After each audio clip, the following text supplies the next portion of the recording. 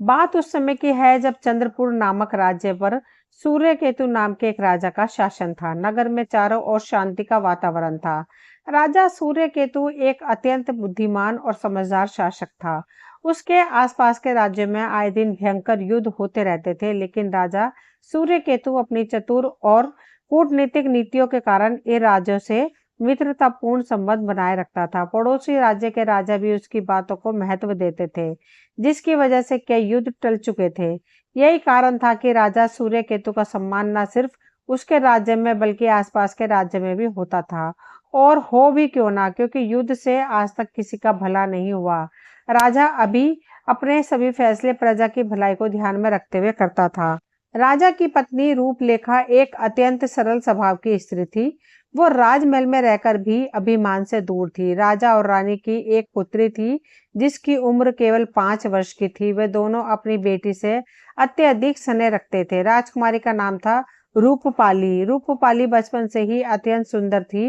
वह एक गुड़िया की तरह लगती थी। इस प्रकार राजा का परिवार पूर्ण था, परंतु अभी तक उसके राज्य का उत्तराधिकारी पैदा नहीं हुआ था, यानी राजा का कोई पुत्र नहीं था। यही कारण था कि रानी अक्सर चिंतित रहा करती थी। एक बार की बात है, जब राजा अपने दरबार में विराजमान थे, उसी समय नगर के 2 साहूकार वहां पहुंचे। साहूकार बोले, महाराज आपकी जय हो, कृपा हमारा न्याय कीजिए। हम लोग ठगी का शिकार हो गए हैं। हमें इस कदर ठगा गया कि हमारी आने वाली पीढ़ियां भी इसी ठग के बोझ से उभर नहीं पाएंगी। कृपा करके हमें इस संकट से बचा लीजिए। महाराज, राजा ने कहा, आप दोनों पहले शांत हो जाइए। आपके साथ न्याय अवश्य होगा, लेकिन किसी निर्णय पर पहुंचने से पहले मुझे इस मामले की पूरी जानकारी चाहिए। आपके इस तरह घबराने या परेशान होने से कोई हल नहीं निकलेगा। आप दोनों मुझे पूरी बात विस्तार से बताइए, तभी तो मैं दोषियों को उचित दंड दे सकूंगा। उनमें से पहला सेठ बोलने लगा, महाराज, कल जब मैं अपनी दुकान पर बैठा था, तभी एक आदमी मेरी दुकान पर आया। उसने मुझसे सभी तरह के हीरे जवाहरात दिखाने को कहा। उस आदमी का पहनावा किसी अमीर आदमी जैसा था। मुझे लगा कि शायद वह कोई बड़ा व्यापारी होगा। यह सोचकर मैंने उसे सोने के आभूषण दिखाने शुरू कर दिए। मेरी एक पलक झपकते ही उसने मेरे सारे असली आभूषणों को नकली गहनों से बदल दिया और वो वहां से 9-2-11 हो गया। वो मेरे असली गहने लेकर भाग गया। राजा ने पूछा, सेठ जी, क्या आपको उस समय यह बिल्कुल भी आभास नहीं हुआ कि उस ठग ने आपके गहने बदल दिए हैं? साहूकार बोला, महाराज, मुझे तनिक भी भनक नहीं लगी। दरअसल वो आदमी मेरे असली गहनों की हूबहू नकल अपने साथ लाया था। वो पूरी योजना बनाकर आया था। जब तक मैं पूरे मामले को समझ पाता, तब तक वो आदमी वहां से चंपत हो चुका था। राजा ने कहा, आखिर नगर में ऐसा कौन सा ठग पैदा हो गया? इसके बाद राजा ने दूसरे साहूकार से पूछा, सेठ जी, अब आप बताइए कि आपके साथ क्या घटना घटी? दूसरा सेठ कहने लगा, महाराज, मेरे साथ भी एक बहुत अजीब घटना घटी। उस ठग ने सेठ जी के यहाँ से जो गहने सोना चांदी लूटा था, वो मेरे यहाँ बेचकर चला गया। उसने मुझे जो गहने बेचे, उनमें से आधे से अधिक नकली निकले। राजा ने पूछा, सेठ जी, जब आप सोना खरीदते हैं तो क्या उसकी परख नहीं करते कि वह शुद्ध है या मिलावटी? आखिर आपने कैसे नकली गहने उससे खरीद लिए? साहूकार बोला, महाराज, मैंने उसके गहनों की जांच की थी, लेकिन समय की कमी के कारण मैं सभी गहनों की जांच उस समय नहीं कर पाया था। इसी का फायदा उस ठग ने उठा लिया। राजा ने कहा, आप दोनों अब अपने अपने घर जाइए। मैं निश्चित रूप से आपकी सहायता करूंगा। अभी मैं अपने मंत्री से कहकर आपको शाही खजाने से 100 स्वर्ण मुद्राएं दिलवाता हूँ, जिससे आप अपना व्यापार फिर से आरंभ कर सकें। लेकिन इससे भी अधिक जरूरी बात मेरे लिए यह है कि उस ठग को जल्द से जल्द पकड़ा जाए। दोनों साहूकार राजा को प्रणाम कर अपने अपने घरों को लौट गए। राजा ने उसी समय अपने मंत्री को बुलाया और कहा, मंत्री जी, आप तुरंत उस ठग का पता लगाइए कि आखिर वह इतना बड़ा अपराधी कौन है। मैं स्वयं उसे देखना चाहता हूँ। आप आज से ही उसकी खोज शुरू करवा दीजिए, नहीं तो कल तक वह हमारे नगर में बहुत बड़ा आतंक मचा देगा। मंत्री ने कहा, महाराज, मैं तुरंत आपके आदेश का पालन शुरू करता हूँ। मैं पूरी कोशिश करूंगा कि जल्द से जल्द उस ठग को पकड़कर आपके समक्ष उपस्थित कर दूं। मंत्री राजा की आज्ञा लेकर उसी समय ठग की तलाश में निकल पड़ा। शाम के समय जब राजा अपनी पत्नी के कक्ष में पहुंचा तो उसने देखा कि रानी बहुत ही उदास बैठी है। ये देखकर राजा ने पूछा, महारानी, आप इतनी उदास क्यों हैं? क्या हुआ? रानी बोली, महाराज आप तो मेरे दुख से भली भांति परिचित है। मैं पुत्र की कमी से भावना में बह जाती हूँ और इसी कारण मेरी आंखों से आंसू निकल आते हैं। राजा ने कहा, महारानी आप एक राजा की पत्नी हैं, आपको इस तरह दुखी होना शोभा नहीं देता। आपका पुत्र तो यह पूरा नगर है। एक राजा और रानी का पहला कर्तव्य उनकी प्रजा होती है, इसलिए आप भविष्य में इस तरह से कभी भी उदास ना हो। रानी कहने लगी, महाराज आपकी बात बिल्कुल सत्य है। मैं यही प्रयास करूंगी कि मेरी भावनाएं आपको किसी भी प्रकार की चिंता में ना डालें। दूसरी ओर मंत्री जो ठग की खोज में निकला था, उसने अपना वेश बदल लिया और साधारण आदमी के कपड़े पहनकर नगर में घूमने लगा। घूमते घूमते वह एक गांव में पहुंचा जिसका नाम था मटकीपुर। वहां वो गांव के लोगों से धीरे धीरे पूछताछ करने लगा। इसी दौरान उसे गांव का एक व्यक्ति मिला। मंत्री ने जैसे ही उसके पास जाकर बात शुरू की, उसने उस आदमी के 2 सोनों की अशर्फियां दे दी और फिर बोला, भाई क्या तुम्हें मालूम है कि मैंने तुम्हें यह धन क्यों दिया? वो आदमी बोला, जी जरूर कोई काम होगा आपको मुझसे, इसलिए आपने ये धन मुझे दिया। मंत्री बोला, सच में तुम तो बहुत ही समझदार निकले। असल में मुझे एक जानकारी चाहिए। मैं एक ऐसे आदमी के तलाश में हूँ जो इस इलाके का सबसे बड़ा ठग हो। मामला यह है कि मैं इस नगर के राजा का मंत्री हूँ और हमारे महाराज का यह आदेश है कि नगर में जो व्यक्ति सबसे बड़ा ठग हो उसे महाठग का सम्मान दिया जाएगा। ऐसे चतुर और चालाक इंसान को महाराज अपने दरबार में स्थान देना चाहते हैं। यह सुनकर वह आदमी बोला, अरे मंत्री जी बस इतनी सी बात, आपको ठग की तलाश है ना? मेरी बात ध्यान से सुनिए। हमारे पूरे नगर में जो सबसे बड़ा ठग है वो इसी गांव में रहता है। उसका नाम है जनेश्वर। वो एक खानदानी ठग है। अभी हाल ही में वह शहर के 2 साहूकारों को लूट कर आया है। वह सम्मान उसके अलावा किसी और को देना उचित नहीं होगा। उसका असली हकदार वही है। मंत्री समझ गया कि अब उसकी मंजिल उसे मिल चुकी है। उसने तुरंत उस ठग का पता पूछा, उसके घर की ओर रवाना हो गया। लेकिन चलते चलते मन ही मन विचार करने लगा कि जिस तरह यह आदमी बेवकूफ निकला, उस ठग को इतना मूर्ख नहीं समझना चाहिए। अगर उसने भी उससे यही झूठ बोला तो वह तुरंत उसके झूठ को पकड़ लेगा। इसलिए उसे ठग विद्या का ही सहारा लेना होगा। उसे दरबार तक ले जाने के लिए कोई नई कहानी गढ़नी होगी। वो मन ही मन कुछ योजना बनाते हुए ठग के घर पहुंच गया। दरवाजे पर पहुंचकर उसने आवाज दी, अरे भाई कोई घर पर है तो जरा बाहर आइए। अंदर से ठग जनेश्वर दरवाजे पर आया और बोला, बताइए आप कौन हैं और आपको किससे मिलना है? मंत्री बोला, मुझे जनेश्वर भाई से मिलना है, उनसे कुछ काम है। एक बहुत ही जरूरी काम। जनेश्वर बोला, तुम्हारे सामने इस समय जनेश्वर ही खड़ा है, कहो क्या काम है? मुझसे मंत्री जी बोले, जनेश्वर भाई सारी बातें इस तरह खुले में नहीं की जा सकती। आजकल तो बातें भी हवा में उड़कर लोगों तक पहुंच जाती हैं। जनेश्वर बोला, अगर ऐसी बात है तो चलिए अंदर आ जाइए। मंत्री अंदर चला गया। तब जनेश्वर ने कहा, तो अब बताओ भाई क्या बात है? मंत्री बोला, भाई सबसे पहले तो मैं तुम्हें अपना परिचय दे दूं। मेरा नाम फोकटमल है और मैं तुम्हारे पड़ोस के ही राज्य का निवासी हूँ। मैं एक महाशातिर ठग हूँ। मेरे राज्य से मुझे देश निकाला दे दिया गया है। मैं इस समय इस राज्य में एक कमरा लेकर रह रहा हूँ। जनेश्वर ने कहा, बात को गोल गोल मत घुमाओ, यह बताओ कि तुम मेरे यहाँ क्यों आए हो? अरे भाई जनेश्वर, मैं तुम्हारे किस्से सुनकर तुम्हारे पास आया हूँ कि तुम बहुत ही शातिर ठग हो, लेकिन तुम तो एक नंबर के डरपोक दास निकले। अच्छा मैं चलता हूँ। मैं तो सोच रहा था कि हम दोनों मिलकर अपनी ठग विद्या से कोई नया कांड करेंगे, लेकिन लगता है कि मैं गलत जगह पर आ गया हूँ। यह सुनकर जनेश्वर मुस्कुराते हुए बोला, भाई तुम बिल्कुल सही जगह पर आए हो। दरअसल मैं ही इस राज्य का सबसे बड़ा ठग हूँ। मेरी ठगी कुछ ऐसी होती है कि मेरा कोई भी कुछ बिगाड़ नहीं सकता। अभी कुछ दिन पहले ही मैंने 2 सेठों को चूना लगाया है, लेकिन राजा और उसके आदमियों को अब तक इसकी भनक तक नहीं लगी। मंत्री ने मन ही मन सोचा, अरे धूर्त तू कितना बड़ा ठग है, यह तो अब राज दरबार में ही पता चलेगा। और फिर मंत्री बोला, भाई जनेश्वर तुम मेरी योजना को ही समझ लो। दरअसल मैं चाहता हूँ कि यह रोज रोज का धंधा ही खत्म हो जाए।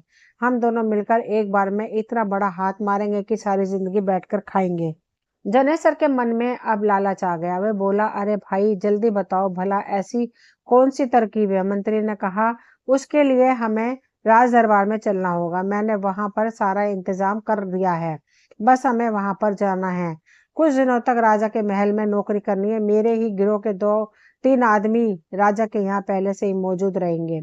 कुछ दिन तक वहां पर नौकरी करने के बाद हम वहां का सारा माल लेकर चंपत हो जाएंगे। जनेसर ने कहा, भैया तो देर किस बात की है, चलो हम लोग महल की तरफ चलते हैं। उसके बाद मंत्री जनेसर को लेकर राजमहल में जा पहुंचा। जब वे दोनों राजा के सामने गए तो जनेसर पहली बार जिंदगी में राजा के सामने आया था। वो महल में पहुंचकर मंत्री ने कहा, सैनिकों गिरफ्तार कर लो इस आदमी को। यह इस नगर का सबसे बड़ा ठग जनेसर है। इसके बाद मंत्री ने राजा से कहा, महाराज आप इस ठग को सजा सुनाइए। राजा ने कहा, धूर्त आदमी, तू इस तरह से ठगी का काम क्यों करता है? तुझे मालूम नहीं कि मैं अपने नगर में चोर बदमाशों को नहीं रहने देता? यह सब देखकर जनेसर घबरा गया और हाथ जोड़कर कहने लगा, महाराज मुझे माफ कर दीजिए, मैं ठगा हुआ धन अभी वापस लौटा दूंगा, लेकिन आप मुझे सजा मत दीजिए। आज के बाद मैं सारे गलत काम छोड़ दूंगा, क्योंकि अब मेरी आंखें खुल चुकी हैं। राजा ने कहा, यह तो अच्छी बात है कि तुम सारे गलत काम छोड़ दोगे, लेकिन जो गलत काम तुम कर चुके हो उसकी सजा तो तुम्हें भुगतनी ही पड़ेगी। और तुम्हारे लिए सजा यह है कि तुम इसी वक्त यह राज्य छोड़कर चले जाओ। तुम्हें देश निकाला दिया जाता है, तुम्हारा घर और संपत्ति जब्त कर ली जाएगी, और तुम अब सारी जिंदगी इस राज्य में कभी पांव मत रखना, वरना तुम्हें मृत्यु दंड दे दिया जाएगा। राजा की बात सुनकर जनेसर घबरा गया और वह राज्य छोड़कर वहां से दूसरे राज्य की तरफ चला गया। जनेसर के चले जाने के बाद मंत्री ने कहा, महाराज आपने एक गलत फैसला ले लिया। आपको इस ठग को सजा के तौर पर अपने कारागार में बंद करवा देना चाहिए था, क्योंकि भविष्य में खुले सांड की तरह हम पर हमला कर सकता है, हमें कोई नुकसान पहुंचा सकता है। राजा ने कहा, अरे मंत्री जी आप इस बात की चिंता ना करें, भला इस ठग की क्या मजाल कि यह हमें कोई नुकसान पहुंचाए। दूसरी तरफ जनेसर उस नगर को छोड़कर दूसरे राज्य में प्रवेश कर चुका था। उसके मन में राजा के लिए बहुत ही क्रोध आ रहा था, लेकिन वह राजा का कुछ बिगाड़ नहीं सकता था। चलते चलते उसे एक संत का आश्रम मिला। उस आश्रम में कई साधु रहते थे। जनेसर के मन में ख्याल आया कि मुझे राजा से बदला तो लेना ही है, और उसके लिए मुझे कोई नई तरकीब सोचनी होगी। क्यों ना मैं इस आश्रम में आसरा ले लूं और मैं भी एक साधु बन जाऊं। उसके बाद उस राजा से मैं अपने अपमान का बदला लूंगा। तब जनेसर उसी आश्रम में रहने लगा। इसी तरह से कुछ साल बीत गए। एक दिन राजा सूर्यकेतु अपनी पुत्री को उसके नाना से मिलवाने के बाद वापस जब अपने राज्य लौट रहा था, तो वे उसी जंगल से गुजरे जहां पर उन साधुओं का आश्रम था। जब राजा ने साधुओं का आश्रम देखा तो उसने सोचा, क्यों न साधु महाराज का आशीर्वाद लेते हुए चले, और अपनी पुत्री के साथ वे साधु महाराज के आश्रम में चला गया और उनसे आशीर्वाद प्राप्त किया। इस समय तक जनेसर, जो कि साधु के वेश में वहां पर रह रहा था, उसकी नजर राजा और उसकी बेटी पर पड़ गई। जनेसर ने राजा को पहचान लिया और उसे भी मालूम पड़ गया कि उसके साथ उसकी बेटी भी है, लेकिन राजा उस ठग को नहीं पहचान पाया, क्योंकि वह ठग एक साधु के वेश में था। जब जनेसर ने राजा की बेटी को देखा तो मन ही मन उसकी नीयत में खोट आ गया। वह सोचने लगा, मुझे किसी तरह से राजा की बेटी को हत्याना होगा। इस तरह से मैं राजा को अपने अपमान का बदला भी ले लूंगा, और साथ ही इतनी सुंदर राजकुमारी भी मेरे कब्जे में आ जाएगी। राजा और उसकी पुत्री आशीर्वाद लेकर वापस घर लौट आए। समय का चक्र चला और पुत्र की लालसा में राजा ने बहुत सी कोशिशें की, साधु सन्यासियों के चक्कर लगाए। इस दौरान कई ढोंगी लोगों ने भी राजा का फायदा उठाया, क्योंकि वे लोग जानते थे कि पुत्र पाने की इच्छा में राजा अंधविश्वासी हो चुका है। किस्मत ने राजा का साथ दिया और इस दौरान रानी ने दो जुड़वा पुत्रों को जन्म दिया। कुछ समय और बीता। अब राजकुमारी जवान हो चुकी थी और उसके दोनों भाई अब 10-10 वर्ष के हो चुके थे। तब एक दिन रानी ने राजा से कहा, महाराज हमारी बेटी अब बड़ी हो चुकी है, आपको चाहिए कि उसके विवाह के योग्य कोई सुंदर सा राजकुमार ढूंढकर उसकी शादी करवा दीजिए। आपके तो बहुत सारे राजा मित्र हैं, आप ही एकमात्र ऐसे राजा हो जिनकी पड़ोस के किसी भी राजा से कोई दुश्मनी नहीं है, इसलिए आप जल्दी ही इस शुभ कार्य को पूरा कीजिए। राजा ने कहा, रानी आपकी बात बहुत जल्दी ही मैं गंभीरता से विचार करूंगा। अब तक तो हम अपनी बेटी को बच्चे ही समझ रहे थे, लेकिन आप एक माँ हैं, भला आपसे ज्यादा राजकुमारी को कौन समझ सकता है।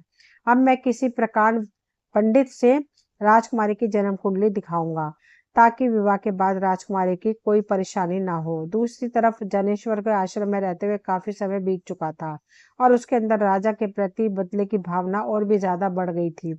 अब वह एक साधु का वेश बना चुका था, लेकिन अंदर ही अंदर उसका मन पहले की तरह था। वह हमेशा राजा को नुकसान पहुंचाने के बारे में सोचता रहता था। उसने अपने मन में एक योजना बनाई कि किस प्रकार से वो राजकुमारी को हत्याएगा और राजा से अपने अपमान का बदला लेगा।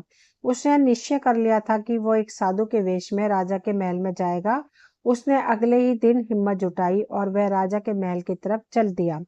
मन ही मन उसके अंदर यह भय भी था कि कहीं राजा उसे पहचान न ले, क्योंकि कई वर्षों पहले राजा ने उसे देश निकालने की सदा दे चुका था और अब वो एक बार भी फिर से राजमहल में ठगी करने के लिए जा रहा था। और वह भी कोई साधारण ठगी नहीं, बल्कि राजकुमारी की ठगी। जब जनेश्वर साधु के रूप में राजमहल में पहुंचा तो वह एक तेजस्वी संत लग रहा था। राजा ने जब देखा कि एक बहुत ही पहुंचे हुए महात्मा जी राज दरबार में पधारे हैं तो सोचा यह वैसे ही मुझसे कोई याचना करने के लिए आए होंगे। चलो यह भी अच्छा हुआ, क्योंकि मुझे भी किसी अच्छे विद्वान महात्मा की आवश्यकता थी जो कि राजकुमारी की जन्म कुंडली को देख सके और उसका भविष्य बता सके। ऐसा सुनहरा मौका बार बार तो आएगा नहीं। राजा ने साधु के वेश में आए हुए जनेश्वर का स्वागत किया। उनसे कहने लगा, महात्मा जी आप तो कोई बहुत ही पहुंचे हुए तेजस्वी संत लगते हैं। कृपया बताइए आप कहाँ रहते हैं? जनेश्वर ने कहा, महाराज संत महात्माओं का कोई ठौर ठिकाना नहीं होता। अच्छा लगा तो आपके बगीचे में भी समाधि लग सकती है, नहीं तो फिर जंगल में पहुंच जाएंगे। ना तो हम किसी राज्य के हैं और ना ही हमारा कोई स्थायी राजा है। हम जिस राज्य में रहते हैं, जिस राज्य का अंजल ग्रहण करते हैं, वह राज्य हमारा हो जाता है। इस समय हम आपके महल में हैं तो समझ लीजिए हम आपके राज्य के हैं। राजा उसकी बातों से बड़ा ही प्रभावित हुआ और बोला, सचमुच आप तो एक बहुत ही पहुंचे हुए महात्मा है। मेरी आपसे प्रार्थना है कि आप मेरी बेटी राजकुमारी की कुंडली देकर उसके भविष्य बताइए। साधु बोला, महाराज मैं तो सिर्फ राजकुमारी का चेहरा देखकर ही उसका भविष्य बता सकता हूँ। आप अपनी राजकुमारी को बुलाइए, क्योंकि बात यह है कि मैं ज्यादा देर तक एक जगह पर नहीं ठहरता। ठग मन ही मन यह सोच रहा था कि मैं जिस काम के लिए आया था वह तो अपने आप ही पूरा हो रहा है। राजा ने उसी समय एक दासी को भेजकर राजकुमारी को दरबार में आने का आदेश दिया। दासी ने जाकर राजकुमारी को बताया, महाराज ने आपको दरबार में बुलाया है। तो उसे हैरानी हुई कि आखिर पिताजी को मुझसे ऐसा कौन सा काम आन पड़ा। और फिर राजकुमारी तुरंत ही राजा के सामने पहुंच गई। राजा ने साधु से कहा, लीजिए महात्मा जी हमारी राजकुमारी आ गई। अब आप इनका भविष्य देखकर बताइए। महात्मा बने हुए ठग ने राजकुमारी को आश्रम में देखा था। तभी से वो उस पर मोहित हो चुका था, लेकिन जब आज उसने राजकुमारी को अपने सामने देखा तो उसकी सुंदरता देखकर वह दंग रह गया। थोड़ी देर तक तो वह राजकुमारी के चेहरे को देखता रहा और उसके बाद वह राजा से बोला, महाराज घोर अपशगुन, राजकुमारी का भविष्य तो बहुत ही बुरा है। यूं कहिए कि राजकुमारी आपके ऊपर मंडराती हुई एक विपत्ति है और ये विपत्ति 7 दिन के बाद ही आप पर आने वाली है। 7 दिन के बाद आपकी मृत्यु हो जाएगी और उसके 7 दिन के बाद आपकी रानी मर जाएगी और ठीक उसके 7 दिन के बाद आपके दोनों जुड़वा बेटे मर जाएंगे। अगर कोई बचेगा तो बस यह कुल घातनी। राजा बोला, महात्मा जी ये आप कैसी बातें कर रहे हैं? मेरी राजकुमारी भला ऐसे कैसे हो सकती है? महाराज मैंने जो कुछ भी कहा है वो इसका भविष्य देखकर कहा है। और आप तो जानते हैं कि संत का वचन कभी मिथ्या नहीं होता। संत कभी झूठ नहीं बोलते, क्योंकि झूठ बोलने से मेरा कोई फायदा या नुकसान तो होने वाला है नहीं। आप ये बताइए, यह बात सच नहीं है कि राजकुमारी के जन्म के बाद कई सालों तक आपको पुत्र से वंचित रहना पड़ा? असल में आपको कई वर्षों पहले ही पुत्र की प्राप्ति हो जाती, लेकिन इस राजकुमारी के दुर्भाग्य के कारण आपको इतने सालों तक पुत्र प्राप्ति से वंचित रहना पड़ा। अब इसकी पूरी छाया के कारण आपके कुल का सर्वनाश हो जाएगा। आप इसे एक पुत्री की नजर से देख रहे हैं। अगर आप अपनी अंतरात्मा से पूछेंगे तो आपको सच्चाई पता लग जाएगी। राजा सूर्यकेतु अंधविश्वासी तो था ही। उसे लगा कि महात्मा जी बिल्कुल ठीक बोल रहे हैं। वह भयभीत हो गया। अब उसने भय की दृष्टि से अपनी बेटी को देखा तो उसे राजकुमारी के रूप में अपनी मौत नजर आने लगी। उसे लगा कि राजकुमारी सच में उसकी मृत्यु का कारण बनेगी। वहीं राजकुमारी अब कोई छोटी बच्ची नहीं थी। उसने ठग की नजर को भांप लिया था।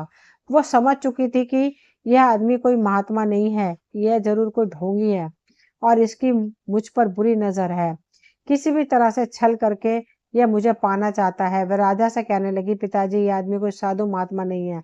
आप इसकी बातों पर बिल्कुल भी विश्वास न करें। आप चाहे तो मेरा भविष्य किसी और महात्मा जी से दिखवा सकते हैं। राजा ने कहा, राजकुमारी ये महात्मा जी झूठ नहीं बोलते, बल्कि यह तो बिल्कुल सच बोल रहे हैं।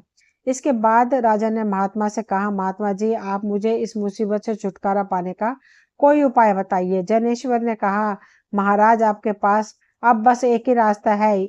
वह यह कि राजकुमारी की हत्या कर दी जाए। परंतु यदि आपने अपनी पुत्री की हत्या की तो आपको पुत्री हत्या का पाप लगेगा और इसके लिए आपको नरक में जाना होगा। राजा ने कहा, नहीं महात्मा जी, मैं अपने हाथों से राजकुमारी की हत्या नहीं करना चाहता। आप कोई ऐसा उपाय बताइए जिससे सांप भी मर जाए, लाठी भी न टूटे। तब साधु ने कहा, महाराज आप एक बड़े से लकड़ी के संदूक में राजकुमारी को बंद करके नदी में बहा दीजिए। ये बहते हुए किसी दूसरे राज्य में चली जाएगी। वहां पर एक संदूक जिसके भी हाथ लगेगा और संदूक में से राजकुमारी को बाहर निकालेगा तो यह मुसीबत उसके सिर चली जाएगी। मेरी मानिए तो यह शुभ कार्य आप आज ही कर डालिए।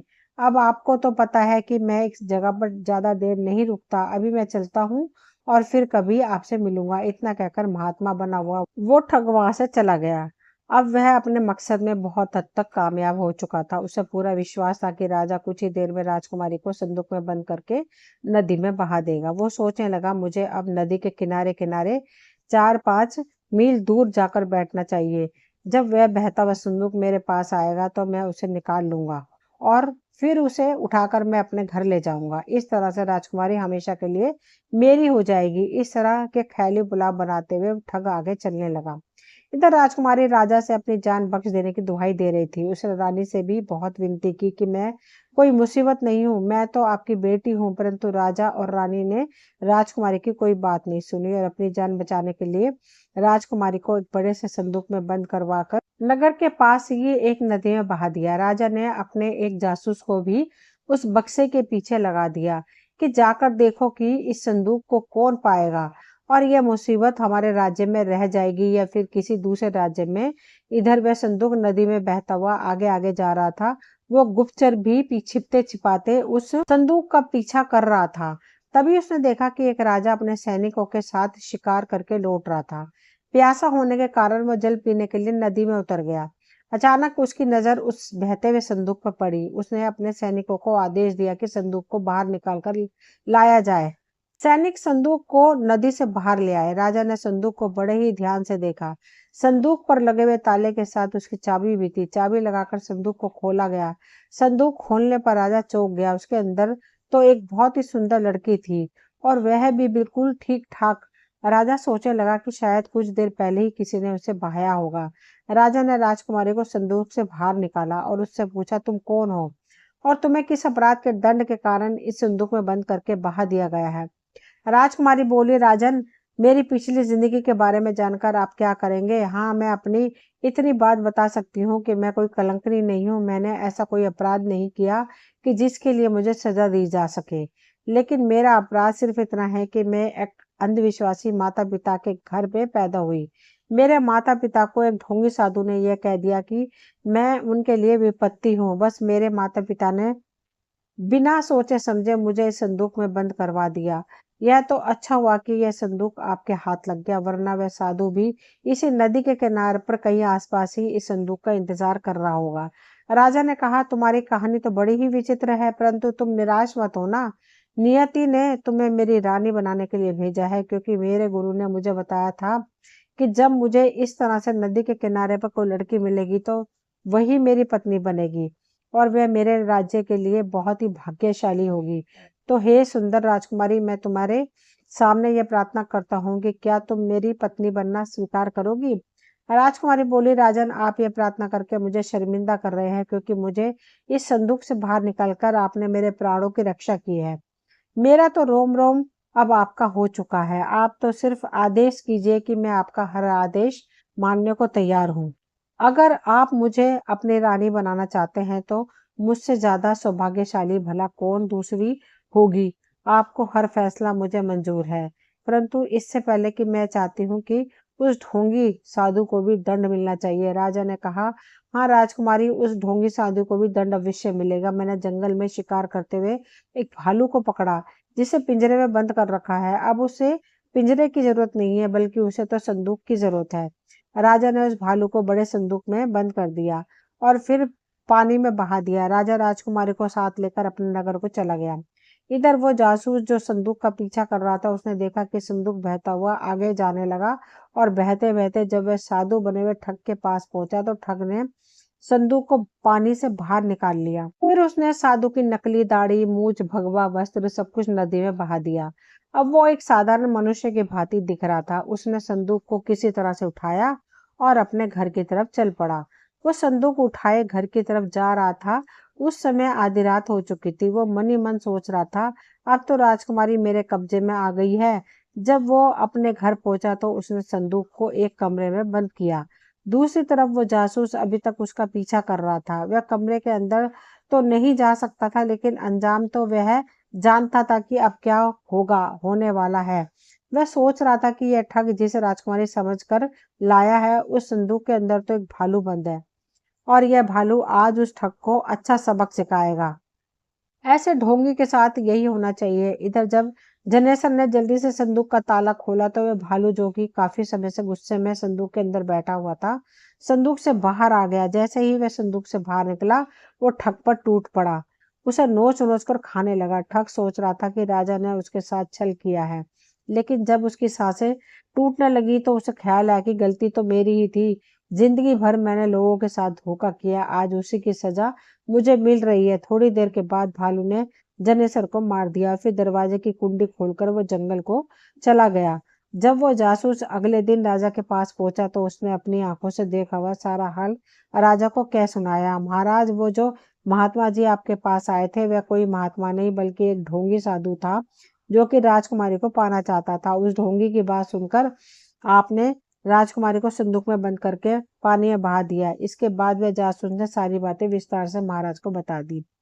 सारी सच्चाई जानकर राजा को अपने आप पर बहुत ही क्रोध आ रहा था। साथ ही साथ वह अपने कर्मों पर शर्मिंदा भी था। कुछ दिन के बाद वह अपनी बेटी के ससुराल गया और अपनी बेटी से माफी मांगने लगा, लेकिन राजकुमारी ने तो उसे पहचानने से भी इनकार कर दिया। निराश होकर राजा वापस अपने राज्य लौट आया।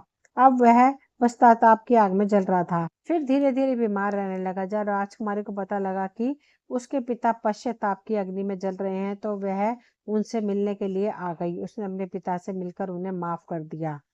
दोस्तों, ये थी आज की कहानी। मुझे उम्मीद है आप सभी को पसंद आई होगी। अगर कहानी पसंद आई हो तो प्लीज चैनल को सब्सक्राइब करें, वीडियो को लाइक शेयर करें, कमेंट करें। मिलती हूँ अगली कोई नई कहानी लेकर। कहानी सुनने के लिए आप सभी का तहे दिल से शुक्रिया।